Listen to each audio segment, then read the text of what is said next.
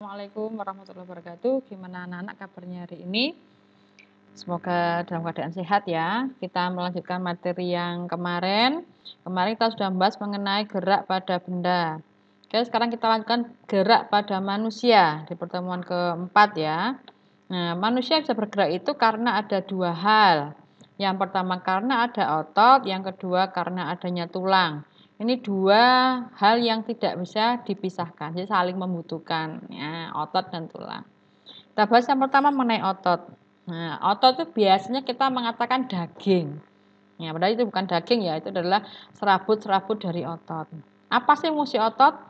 Ini ada tiga, sebagai alat gerak pasif, kemudian sebagai alat aktivitas ketika kita mencerna, bernafas, membuat darah, menyerap sari makanan. Nah, itu adalah dikerjakan oleh bagian dari otot sendiri. Kemudian yang ketiga, tempatnya dia melekat pada tulang. Nah, ini yang kita mengatakan bahwa daging. Nah, ini karena ada otot yang melekat pada tulang. Otot sendiri itu ada tiga jenis. Yang pertama adalah jenis otot polos. Ini cirinya kamu baca sendiri. Nah, ini adalah ujung runcing. Nah, ini adalah ujungnya runcing. Jadi bentuknya gelondong itu bagian tengahnya menggembung dengan ujungnya runcing, itu kita mengatakan bentuk gelondong. Intinya mana? Intinya ini adalah intinya. Tiap satu sel intinya hanya satu dan tempatnya di tengah. Nah, ini adalah inti selnya. Berikutnya ada otot lurik. Pada otot lurik itu otot yang melekat pada rangka, dia menempel pada rangka. Bentuknya seperti ini, dia berbentuk silindris seperti tabung ini ya, kayak pipa. Kemudian dia punya warna garis gelap terang dan intinya banyak. Nah, ini bedanya. Kalau otot polos tadi intinya satu di tengah, kalau pada otot lurik itu intinya banyak dan di tepi. Jadi masing-masing serabut otot itu dia punya inti. Nah, cirinya apa tadi?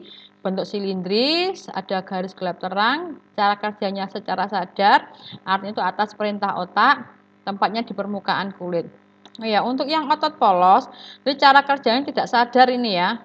Jadi ketika kita mencerna makanan, ketika kita bernafas itu tanpa kita sadari, ya, tidak atas perintah otak. Nah, itu namanya cara kerja tidak sadar. Berikutnya ada otot jantung.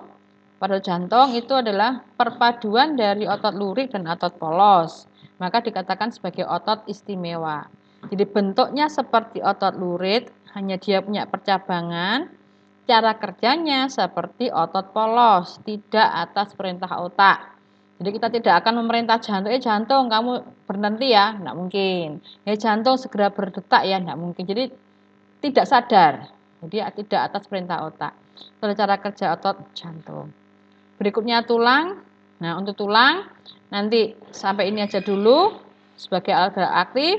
Fungsinya memberi bentuk tubuh dan tempat melekatnya otot. Oke, kita sampai ini dulu. Pada pertemuan berikutnya kita akan membahas mengenai tulang, bentuk-bentuk tulang, dan struktur dari rangka sendiri. Oke, otot cukup sekian. Kalau ada yang perlu ditanyakan, silakan ditanyakan melalui chat. Terima kasih. Salam sehat selalu. Assalamualaikum warahmatullahi wabarakatuh.